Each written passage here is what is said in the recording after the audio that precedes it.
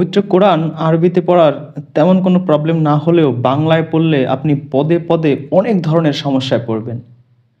বাংলায় যদি আপনি কোরআন পড়তে থাকেন তাহলে দেখবেন ওয়াজ মাহফিলে হুজুররা আমাদের যে ধরনের কথা বলে তার অধিকাংশই কোরআনের সাথে সাংঘর্ষিক।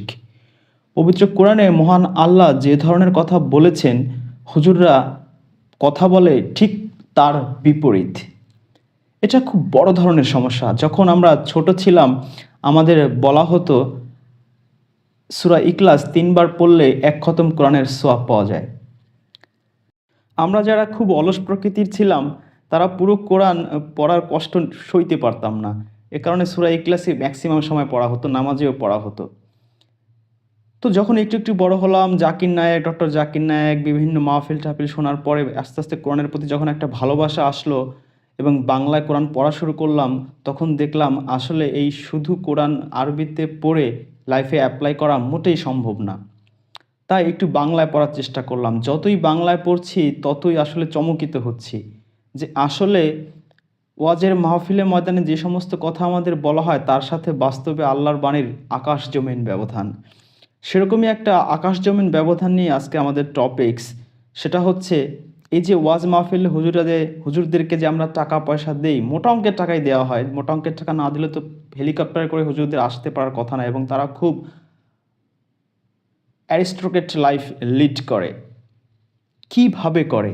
এবং আসলে বর্তমানে বাংলাদেশ, ভারতে, পাকিস্তানে যে বিশাল বিশাল ওয়াজ মাহফিল এবং প্রচণ্ড জনপ্রিয় হয়ে উঠছে দিন দিন, এই ওয়াজ মাহফিল শুনে মানুষ কেন পরিবর্তিত হচ্ছে না? আমরা প্রায় শুনি ইউরোপ আমেরিকাতে ইসলাম নেই কিন্তু মানুষের মধ্যে ইসলাম আছে। মানে ধর্মটা ইসলাম নেই কিন্তু ওরা ইসলামকে সবচেয়ে বেশি প্র্যাকটিস করে। আর আমাদের এই অঞ্চলে মানুষ আছে, ইসলাম ধর্মের লোক 90% 95% বাংলাদেশে, পাকিস্তানে। কিন্তু এই সমস্ত অঞ্চলে গেলে আপনি দেখবেন সবচেয়ে বড় বড় চোর, বাটপার, টাউট, ঘুষখোর, চিটার, ইতর সব আপনি দেখবেন এই সমস্ত অঞ্চলে। ইভেন আরব কান্ট্রিতেও তাই। প্রবলেমটা আসলে কোথায়?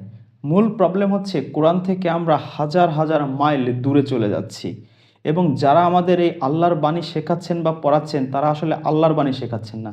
তারা যে কার বাণী শেখাচ্ছেন সেটা আজকের আলোচনা শুনলে আপনি বুঝতে পারবেন। চলুন টপিকসে চলে যাই। আমরা যখন ওয়াজ মাহফিলে যাই আমাদের হুজুররা আমাদের ঋণ মুক্তির দোয়া শেখায়, ধনী হবার দোয়া শেখায়, অভাব দূর করার দোয়া শেখায়। এই যে এত এত দোয়া আমরা পড়ছি, এতে কি আমাদের ঋণ মুক্তি হচ্ছে? আমরা ধনী হতে পারছি? আমাদের কি আসলে অভাব দূর হচ্ছে? আল্লাহ কি আসলে কোরআনে আমাদের এই সমস্ত জিনিস শিখিয়েছেন? মোটেই শেখাননি। তিনি কি শিখিয়েছেন সেটা আমরা সূরা জুমার 10 নম্বর আয়াতে গেলে দেখতে পাবো। সূরা জুমার 10 নম্বর আয়াতে আল্লাহ পাক বলেছেন, সালাতের পর তোমরা জমিনে ছড়িয়ে পড়ো ও হালাল রিজিকের সন্ধান করো। চিন্তা করুন আপনি, আল্লাহ আপনাকে কি অর্ডার দিয়েছেন? সালাতের পরে জমিনে ছড়িয়ে পড়তে আর হালাল রিজিকের সন্ধান করতে। কত চমৎকার কথা! শুধু রিজিক বলেননি আল্লাহ, আল্লাহ বলেছেন হালাল রিজিক। তার মানে ফজরের সালাত পড়ে আমাদের উচিত আমাদের কাজে নেমে পড়া, পরিশ্রমে নেমে পড়া। এই কথাটাই আল্লাহ সূরা বালাদে বলেছেন 4 নম্বর আয়াতে, যে মানুষকে তিনি সৃষ্টি করেছেন কষ্টের মধ্যে, শ্রমের মধ্যে। মানে মানুষ পরিশ্রমই করবে, এরকম ফিতরাত দিয়ে আল্লাহ পাক তাকে সৃষ্টি করেছেন। এখন এই আমরা যদি শ্রম পরিশ্রম ছেড়ে দিয়ে শুধু দোয়া দরুদ পড়েই ঋণ মুক্তি চাই, ধনী হতে চাই, অভাব দূর করতে চাই, সম্ভব না।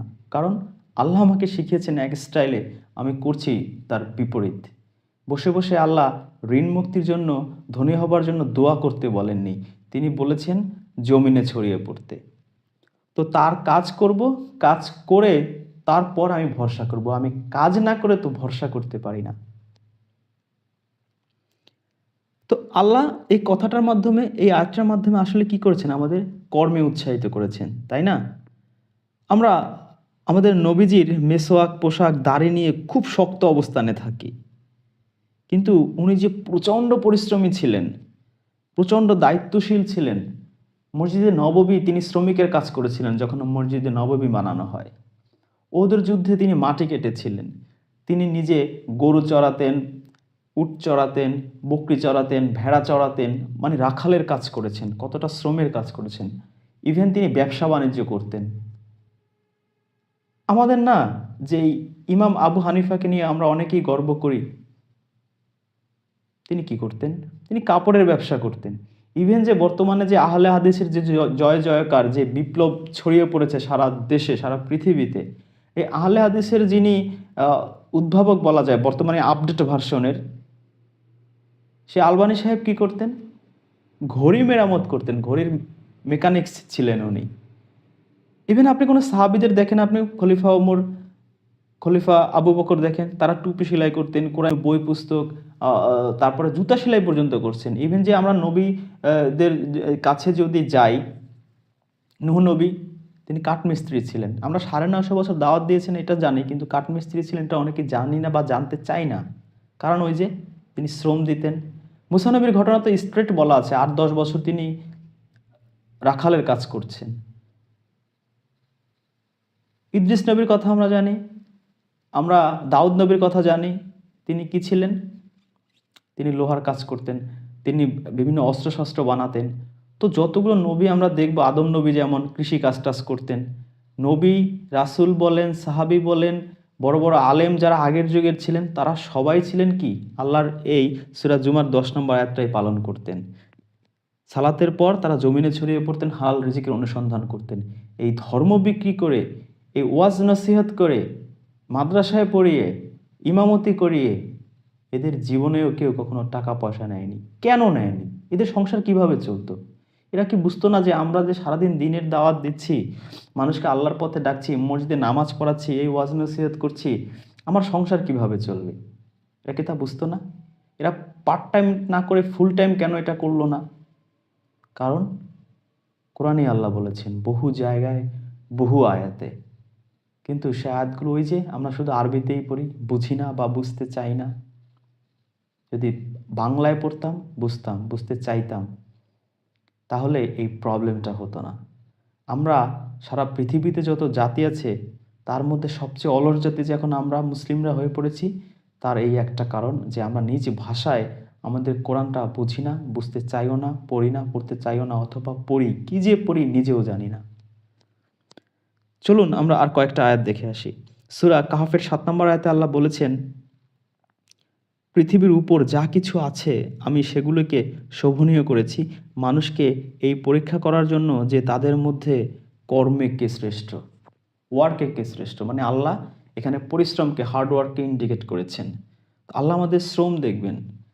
এই যে দান করা, জাকাত দেয়া, সাদগা করা, এটা কখন করতে পারে? একটা মানুষ পরিশ্রমের মাধ্যমে যদি অনেক সম্পদ আয় করতে পারে, তখনই না সে দান করতে পারবে, তখনই না সে বড় ধরনের জাকাত দিতে পারবে। অনেক টাকা থাকলে না মানুষ হজ করতে পারবে, তাই না? তাহলে আপনি কর্ম যত বেশি করবেন, ইনকাম যত ভালো করতে পারবেন, আপনি ততই ইসলামের বাকি বিধিবিধানগুলো অত পারফেক্টলি আপনি পালন করতে পারবেন।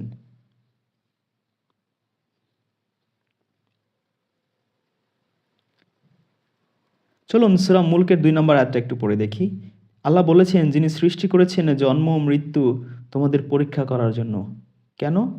কে তোমাদের মধ্যে কর্মে উত্তম। আবারও সেই কর্মের কথা, ওয়ার্কের কথা, ইন্ডাস্ট্রির কথা, পরিশ্রমের কথা আল্লাহ বলছেন। তাহলে এই যে আমরা হাফেজ বানাচ্ছি, পুরো কোরআন শরীফ টানা ঠোঁটস্থ মুখস্থ,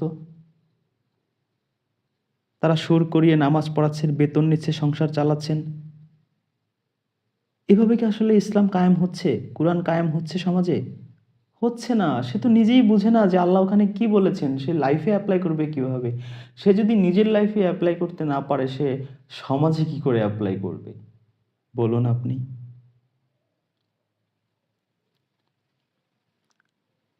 কোনো নবী, কোনো রাসূল, কোনো সাহাবী, কোনো তাবেঈ, কোনো তাবে তাবেঈন এই কোরআনের আয়াত সুর করে পড়িয়ে, ওয়াজ বা নসিহত করে তার সংসার কখনো চালাননি। তারা হয়তো অনেক অভাব অনটনে ছিলেন, অনেক কষ্টে তাদের সংসার গিয়েছে, একদিন খেয়েছেন, দুদিন না খেয়েছিলেন, কিন্তু আল্লাহর আদেশ ভায়োলেট করেননি। কেন করেননি? চলুন সূরা সাদের 86 নম্বর আয়াতটা একটু পড়ি। আল্লাহ বলছেন, নবীজিকে বলছেন যে, বলুন হে নবী, আমি এই কোরআনের জন্য আপনার কাছে কোনো প্রতিদান চাই না। তার মানে স্ট্রেটলি নবী বলছেন মানুষকে যে কোনো প্রতিদান চাই না। অথচ আমরা অনেক সময় এখন দেখা যায় কন্ট্রাক্টও করা হয় হুজুরের সাথে, হুজুর আসবেন, 50,000, 1 লক্ষ, 1.5 লক্ষ, 2 লক্ষ দেওয়া হবে। এই কারণে তো তাহসিন নাই। হাজার হাজার ওয়াজ মাহফিল হচ্ছে, মানুষের কোনো পরিবর্তন নাই। যে সুদখোর সুদখোরি থেকে যাচ্ছে, যে ঘুষখোর ঘুষখোরি থেকে যাচ্ছে, যে টাউট বাটপার চিটা সে তাই থেকে যাচ্ছে, কোনো পরিবর্তন হচ্ছে না। কারণ ওই ওয়াজে, ওই নসিহতে তাহসির উঠে গেছে। তাসির কেন উঠে গেছে? সে ডাইরেক্টলি কোরআনে আল্লাহর আদেশ ভায়োলেট করছে, সে প্রতিদান নিচ্ছে, সে বিনিময় নিচ্ছে। হায় আফসোস।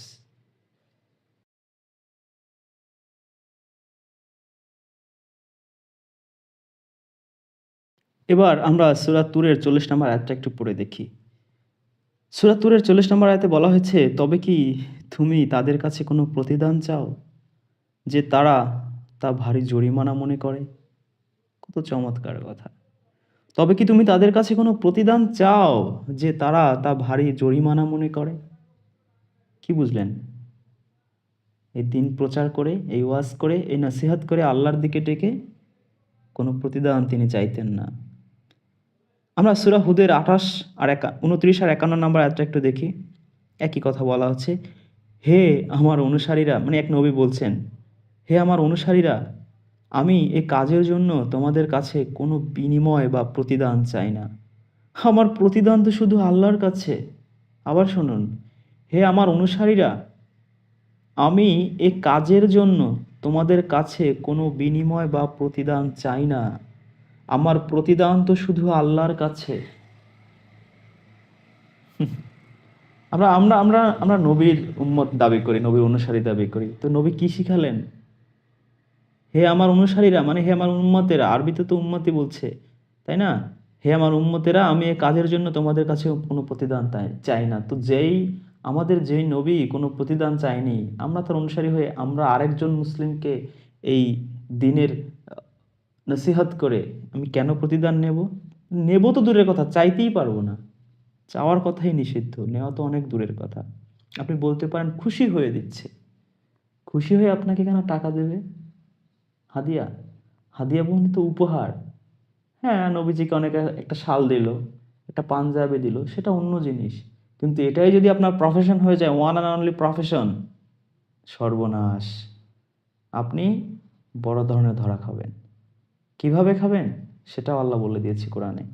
আর একটু পরে আসছি, এই রিলেটেড আর কয়েকটা আয়াত নিয়ে আমরা আলোচনা করি। সূরা শুআরার 145, 164 এবং 180 নম্বর আয়াতটা দেখুন, কি বলেছেন? আল্লাহর সত্য প্রচারের জন্য আমি তোমাদের কাছে কোনো পারিশ্রমিক চাই না। আল্লাহর সত্য প্রচারের জন্য আমি তোমাদের কাছে কোনো পারিশ্রমিক চাই না। তার মানে বুঝলেন, দিতে চেয়েছিল অনেকেই। অনেক সাহাবীরা খুশি হয় না, ওই পীরের দরবারে অনেকে গেলে দেয়, পীরকে একটু একটু খুশি করে। এজন্য অ্যাডভান্সে তিনি বলে দিয়েছেন সেই নবী যে আমি চাই না, মানে don't give me this kind of gift. সূরা ইউসুফের 104 নম্বর আয়াতটা দেখুন, সূরা আনামের 90 নম্বর আয়াত, আর সূরার 23 নম্বর আয়াত দেখুন। এখানে স্ট্রেটলি বলা আছে, আল্লাহ নিষেধ করেছেন যে আল্লাহর কথা প্রচারে তুমি কোনো প্রতিদান চাইবে না, যাতে মানুষের মনে সংশয় তৈরি না হয়, কেননা এটা তো বিশ্ববাসীর জন্য হিদায়েত তার রবের পক্ষ থেকে। সূরা বাকারার 41 নম্বর আয়াত, তোমরা আমার আয়াতসমূহ সামান্য মূল্যে বিক্রি করো না। অথচ আমরা প্রায় ফেসবুকে দেখি দোয়া করা হয়, এখানে 100 টাকার দামের দোয়া, 200 টাকা দামের দোয়া, 500 টাকা দামের দোয়া। ওই দোয়ায় আরবি বলা হয়, কোরআনের আয়াত বলা হয়, সূরা বলা হয়, বলে দোয়া করা হয়। আর আল্লাহ কি বলেছেন সূরা বাকারার 41 নম্বর আয়াতে? তোমরা আমার আয়াতসমূহ সামান্য মূল্যে বিক্রি করো না। ওই 100 টাকা, 200 টাকা, 500 টাকা নিয়ে করো না দোয়া, করো না, বিক্রি করো না। শুনি না তো আমরা আল্লাহর কথা, হায় আফসোস। এবার চলুন আমরা সূরা ইয়াসিনের 21 নম্বর আয়াতটা পড়ে দেখি। আল্লাহ বলছেন, অনুসরণ করো তাদের যারা কোনো বিনিময়ে চায় না। এতক্ষণ যে আয়াতগুলো বলা হচ্ছিল, সেগুলো বলা হচ্ছিল জাস্ট নবীদের বা যারা এই দিন প্রচার করে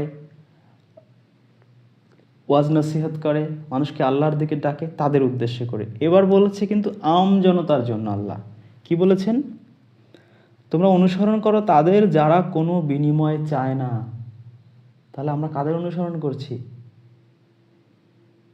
ভেবে দেখুন, ভেবে দেখার সময় হয়েছে। এই পৃথিবীতে মুসলিমরা ছিল সবচেয়ে টপ লেভেলের জাতি। সেই মুসলিমরা এখন সব জায়গায় মার খাচ্ছে, সব জায়গায় নিগৃহীত হচ্ছে। কেন হচ্ছে সেটা ভাবার সময় আমাদের এসেছে। কারণ আমরা কোরআন থেকে অনেক অনেক দূরে সরে গিয়েছি। আল্লাহ কি বলেছেন আর আমরা কোথায় আছি। গতকালকে একটা ভিডিও করেছিলাম যে আল্লাহ কাদের ভালোবাসেন, 10 ক্যাটাগরির মুসলিম, অথচ আমরা সেগুলো জানিই না। ম্যাক্সিমাম আমরা হয়তো ভাবি বড় বড় জুব্বা পরলে আল্লাহ তাদের ভালোবাসেন, মিসওয়াক করলে আল্লাহ ভালোবাসেন, ডাইনিং টেবিলে ভাত না খেয়ে মাটিতে বসে ভাত খেলে আল্লাহ তাদের ভালোবাসেন। মোটেই না। আল্লাহ এমন কোনো প্রমিস, এমন কোনো ওয়াদা, এমন কোনো প্রতিশ্রুতি কোরআনে দেননি। তিনি যেই 10 ক্যাটাগরির মানুষকে ভালোবাসেন তার প্রতিশ্রুতি নিয়ে এর আগে ভিডিওটা আছে, আপনারা দেখে নেবেন।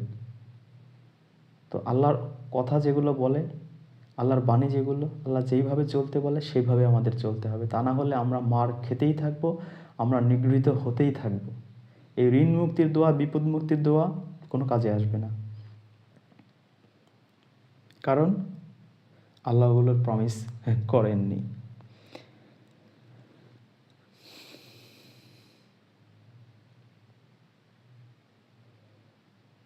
চলুন আমরা সূরা বাকারার 174 নম্বর আয়াতটা একটু পড়ি। কারণ ওই আয়াতে আছে, যারা এই কোরআনের সত্য প্রচার করে টাকা নেয়, অনেকে দেখবে না রাস্তা আটকে আটকে টাকা নেয়।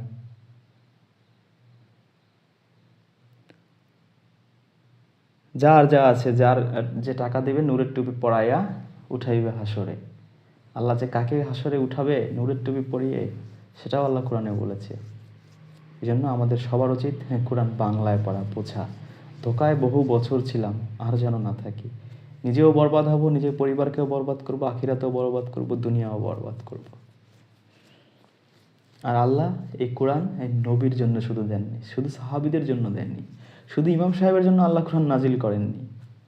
এই কোরআন সবার জন্য নাজিল করেছেন। আবার ভাববেন না শুধু মুসলিমদের জন্য নাজিল করেছে, হিন্দু খ্রিস্টান সবার জন্য। আল্লাহ বহুবার কোরআনে বলেছেন, ইয়া আইয়ুহান নাস, হে মানুষেরা, সকল মানুষের জন্য পৃথিবীর আল্লাহ কোরআন নাজিল করেছেন। অতএব এই কোরআন শুধু ইমাম সাহেব এই কোরআন পড়বে, সে অনুযায়ী আমল করবে, লাইফে অ্যাপ্লাই করবে তা না। শুধু নবীরা অ্যাপ্লাই করবে লাইফে তা না, শুধু সাহাবীরা অ্যাপ্লাই করবে লাইফে তা নয়। আমার আপনার সবার জন্য এই কোরআন। এটা আমাদের সবাইকে বুঝতে হবে, পড়তে হবে, পড়ে লাইফে অ্যাপ্লাই করতে হবে। যে লাইফে অ্যাপ্লাই করতে পারবো তার লাইফ সাকসেস, আর যে অ্যাপ্লাই করতে পারবো না তার লাইফ ব্যর্থ। সে যত হাজার কোটি টাকার মালিক হোক না কেন, তার লাইফ ইভেনচুয়ালি মৃত্যুবরণ করবে, লাইফ ব্যর্থ হয়ে যাবে। This is reality. আল্লাহ বলছেন সূরা বাকারার 174 নম্বর আয়াতে, কিতাব হতে আল্লাহ যা নাজিল করেছেন, কিতাব হতে আল্লাহ যা নাজিল করেছেন, যারা এটা গোপন করে ও এর বিনিময়ে স্বল্প মূল্য গ্রহণ করে, হেরা নিজেদের পেটে একমাত্র আগুন ভক্ষণ করে। চিন্তা করুন, বেশি মূল্য বলেনি, 1 লাখ 2 লাখ 5 লাখ টাকার কথা বলেনি, বলেছে স্বল্প মূল্য। তাহলে ভাবুন, যারা অধিক মূল্য গ্রহণ করে তাদের কি অবস্থা হবে। যারা স্বল্প মূল্য গ্রহণ করে, এরা নিজেদের পেটে একমাত্র আগুন ভক্ষণ করে। ওদের সাথে আল্লাহ কিয়ামতের দিন কথা বলবেন না, এবং ওদেরকে পবিত্রও করবেন না, এবং ওদের জন্য আছে যন্ত্রণাদায়ক শাস্তি।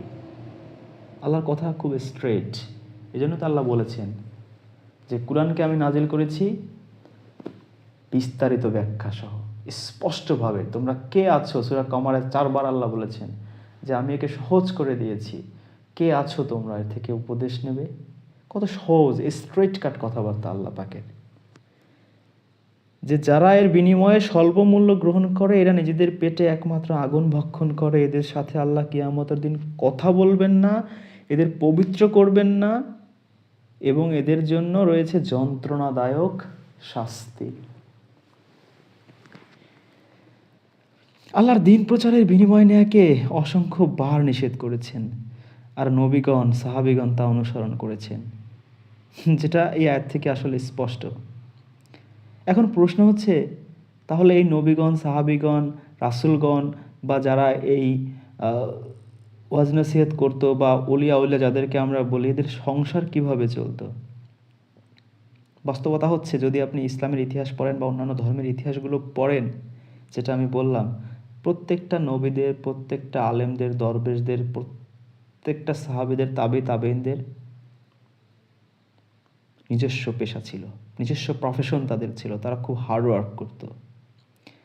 যে উদাহরণগুলো আমি দিলাম আলবানী সাহেবের, ইমাম আবু হানিফার বা বড় বড় সাহাবী যারা আছেন, এই যে ইসলামে বড় বড় ডাক্তার ইবনে সিনার নাম আপনারা শুনেছেন, রেভলিউশন করে ফেলেছিল এই চিকিৎসা বিজ্ঞানে, মেডিসিনে। যে আল খারিজমির নাম শুনেছেন, সায়েন্টিস্ট, এরা সবাই তো আসলে কি বলবো, সবাই ছিলেন হার্ডওয়ার্কার, পরিশ্রমী, যেটা আল্লাহ বলেছেন সূরা জুমার 10 নম্বর আয়াতে, সূরা বালাদের 4 নম্বর আয়াতে, যে মানুষকে আমি পরিশ্রমী করেই সৃষ্টি করেছি। এবং আল্লাহ পাক এটাই দেখবেন, আমরা এই হার্ডওয়ার্কে কে বেশি শ্রেষ্ঠ। এই পরীক্ষার জন্য আল্লাহ আমাদের পৃথিবীতে পাঠিয়েছেন। তো এই সমস্ত পীর দরবেশ ওয়াজকারীদেরকে আল্লাহ, যারা এই ধর্মটাকে ব্যবসায় পরিণত করেছে, ধর্ম বিক্রি করে যারা সংসার চালায়, পেটে আগুন ভক্ষণ করে, তাদের যে আল্লাহ শাস্তির কথাগুলো বলেছেন, এবং আল্লাহ পাক যে বারবার বলেছেন যে এর বিনিময়ে তোমরা নিও না, এবং তোমরা তাদের কথা শোনো যারা বিনিময় চায় না, তোমাদের কাছে প্রতিদান চায় না, তারপরও জোর জুলুম করে বিভিন্ন টেকনিকে, বিভিন্ন এই হাদিস সেই হাদিস, হাসান জয়ীফ, বিভিন্ন ধরনের ছল চাতুরি টেকনিক দিয়ে চিপায় চাপায় করে যারা এগুলোকে হালাল করে, যারা জায়েজ করে, তাদের যে ভীষণ শাস্তির কথা একটু আগে বললাম, আরও কয়েকটা আয়াতে আছে, আপনারা মিলিয়ে নেবেন। সূরা আল ইমরানের 187 নম্বর আয়াতে, সূরা বাকারার 174 নম্বর আয়াতে এবং 79 নম্বর আয়াতে। তাহলেই বুঝবেন যে আসলে আমরা নামাজে কি পড়ি আর বাস্তবতা কি চলছে। তো এদের এই যে ভয়ঙ্কর শাস্তির কথা বলা হয়েছে, আমি আবার বলছি, সূরা আল ইমরানের 187, সূরা বাকারার 174 এবং সূরা বাকারার শুধু 79 নম্বর আয়াতে। এখন প্রশ্ন হচ্ছে যে এই আয়াতগুলো হুজুররা বা আলেমরা বা দরবেশরা কেন এই ওয়াজের স্ট্রেট ওপেন আলোচনা করে না?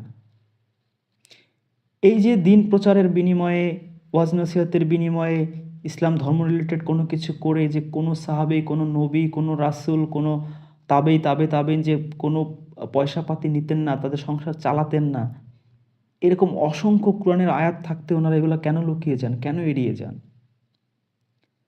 আল্লাহর আদেশ ভঙ্গকারীদের কাছ থেকে আমরা ধর্ম শিখি, তো এটাই আমাদের আসলে পোড়া কপাল। এই যে আমাদেরও কোরআনের জ্ঞান নাই, তাদের যে কি নাই এটা আল্লাহই জানে। অনেকে বলে যে এটা ছাড়া তারা খাবে কি, নিজের স্বার্থের জন্য। এখন তাহলে কি আল্লাহর নিষেধকে, আল্লাহর হারাম যেটা করেছেন সেটাকে হালাল বানাবেন? আপনি বলুন, আপনার নিজের বিবেককে জিজ্ঞেস করুন। আল্লাহ যেটা হারাম করেছেন, যেটা নিষেধ করেছেন, সেটা যদি আপনি জোর করে ছলচাতুরি দিয়ে হালাল করতে পারেন, ইটস আপ টু ইউ। কিন্তু আল্লাহ কি বলেছেন তাদের সেই সম্পর্কে একটু শুনেন। সূরা মায়দার 7 নম্বর আয়াতে, আলেমগণ কেন তাদেরকে পাপ কথা বলতে ও হারাম ভক্ষণে নিষেধ করে না, বরং ইহারাও যা করে ইহা নিকৃষ্ট। বুঝতে পেরেছেন? তাহলে যে কি আলেম অন্তত এইটা বোঝেন ভালো করে, তার উচিত কালকে ইন ফিউচার তার সামনে যে ওয়াজ নসিহতের মাহফিলটা থাকবে, সেখানে গিয়ে তার স্ট্রেট বলা যে এটা হারাম, এটা পাপ, এটা আল্লাহ পাক নিষেধ করেছেন। যদি তিনি নিষেধ না করেন, তা জেনে রাখা উচিত যে আল্লাহ বলেছেন এটা হচ্ছে অত্যন্ত নিকৃষ্ট কাজ। 9 নম্বর সূরা 34 নম্বর আয়াতটা একটু খেয়াল করুন। আল্লাহ বলছেন, এবার কিন্তু খুব, মানে কি বলবো এটাকে, খুব ইম্প্যাক্টফুলি আল্লাহ বলছেন যে হে ভক্তগণ, সাবধান, আলেম দরবেশের মধ্যে অনেকেই মানুষের ধন সম্পত্তি অন্যায়ভাবে ভক্ষণ করছে এবং আল্লাহর পথ থেকে বিভ্রান্ত করছে। যারা স্বর্ণরূপা জমা করে রাখে, আল্লাহর পথে ব্যয় করে না, তাদের কঠোর শাস্তির সংবাদ দাও। আল্লাহর পথে ব্যয় করে না, এটা অনেকেই আপনারা হয়তো অনেক মসজিদে দেখছেন যে সবাই দান করছে, ইমাম সাহেব দান করছে না। ওয়াজ মাহফিলে সবাই টাকা দিচ্ছে, তিনি দান করছেন না। হয় না? দান সদকা কি শুধু সাধারণ মুসলমান করবে? ওই হুজুরকেও করতে হবে। তিনি কি করেন? আমরা কি শুধু আমরা আরেক আলেমকে ডেকে এনে খাওয়াবো? না, সেও ডেকে এনে খাওয়াবে। এখন এখানে প্রবলেম আছে। আলেম বলতে আসলে আমরা কি বুঝি? আর বাস্তবে আল্লাহ কি বুঝিয়েছেন? আলেম বলতে আমরা বুঝি যারা মাদ্রাসা পড়াশোনা করবে, ডিগ্রি নেবে, তারা হচ্ছে আলেম। কিন্তু আপনি হয়তো জানেন না, মাত্র ১০০ বছর আগেও এই কওমি মাদ্রাসা বলতে কিছুই ছিল না। এই ১৯০১ সালে এটা কওমি মাদ্রাসা ফার্স্ট প্রতিষ্ঠিত হয় হাটহাজারীতে। এর আগে তাহলে? এর আগে ছিলই না। তার প্রমাণ আপনি আগের বড় বড় আলেমদের দেখেন, সাহাবী তাবেইন দেখেন, কয়জনের নামের আগে মাওলানা আছে, মুফতি আছে, হাজী আছে? নাই। যদি থাকতো তাহলে হতো হযরত মাওলানা মুফতি কারি ইমাম ওমর রাদিয়াল্লাহু তাআলা আনহু, হযরত মাওলানা মুফতি কারি ইমাম আবু বকর রাদিয়াল্লাহু তাআলা আনহু আল বাকর, তো আল বাকরি, এরকম নামের সাথে এরকম বিশাল লকব কলম যুক্ত হয়ে যেত। তারা কি কোরআন আমাদের চেয়ে কম বুঝতেন? মোটেই না। অথচ তাদের নামের আগে কোনো মাওলানা মুফতি কিছুই নাই। তো এই ১৯০১ সালের আগে এগুলো কিছুই ছিল না। আলেম বলতে তাহলে আল্লাহ কি কাদের মিন করেছেন? যারা এই আল্লাহর কথাগুলো, আদেশ নিষেধগুলো মেনে চলবে, তারাই হচ্ছে আলেম, তারাই জ্ঞানী। আর যারা মেনে চলবে না, তাদের যদি ১,০০০ মুফতির সার্টিফিকেট থাকে, মাওলানার সার্টিফিকেট থাকে, কোনো কাজে আসবে না। এই কারণে দেখবেন আপনি চরমনায় মাহফিলে গেলে দেখবেন একরকম তারা কোরআনের ব্যাখ্যা করছে, তাফসির করছে। জামাত ইসলামে আপনি যাবেন, দেখবেন ওই কি একই কোরআনের তারা ব্যাখ্যা আরেকভাবে করছে। আপনি সুরেশ্বরী, দেওয়ানবাগী, রাজারবাগীতে যাবেন, আটরশিতে যাবেন, সেম কোরআনের ব্যাখ্যা দেখবেন তারা তাদের মতো করে করছে। আপনি এক হুজুরের কাছে যাবেন, তিনি বলবেন বুকে হাত দিয়ে নামাজ পড়তে হবে। আরেক হুজুরের কাছে যাবেন, তিনি বলবেন নাভির উপরে হাত দিয়ে নামাজ পড়তে হবে। আরেক হুজুরের কাছে যাবেন, তিনি বলবেন নাভির নিচে হাত দিয়ে নামাজ পড়তে হবে। আরেক হুজুরের কাছে যাবেন, তিনি বলবেন যে হাত ছেড়ে দিয়ে নামাজ পড়তে হবে। নানা মুনির নানা মত, এক এক হুজুর আমাদের এক একভাবে বোঝাচ্ছে। তাহলে আমাদের কাজ কি? আমাদের কাজ হচ্ছে ডাইরেক্ট কোরআন পড়া, ডাইরেক্ট আল্লাহর সাথে রিলেশনশিপ করা, ডাইরেক্ট বোঝা। যদি বুঝতে না পারি, বারবার চেষ্টা করা। আল্লাহ বলছেন, তবে কি তারা চিন্তা ভাবনা করে না? মানে আমরা কোরআন পড়বো, চিন্তা ভাবনা করব, ভাববো। আমার চিন্তা ভাবনা ভুল হইতে পারে, কিন্তু আমার নিয়ত থাকতে হবে যে আল্লাহ, আমি হেদায়েত চাই, আমি সরল সঠিক পথে চলতে চাই, তুমি যেইভাবে বলছো সেইভাবে আমি চলতে চাই। আমি তো নবী রাসূল না, আমি তো পারবো না পারফেক্টলি তোমার পথে চলতে, কিন্তু I will try my level best. আমি সর্বোচ্চ চেষ্টা করব তোমার পথে চলার। এরকম মন মানসিকতা নিয়ে যদি আপনি কোরআন পড়তে থাকেন, ইনশাল্লাহ আল্লাহ আপনাকে সহি রাস্তা দেখাবে। আমি দোয়া করি আল্লাহ আমাদের সবাইকে সহি রাস্তা দেখাবে, এবং আপনারা আমার জন্য দোয়া করবেন, আমাকেও যেন আল্লাহ পাক সহি রাস্তা দেখায়, সরল পথে চলার তৌফিক দান করে। আসসালামু আলাইকুম ওয়া রাহমাতুল্লাহি ওয়া বারাকাতুহু।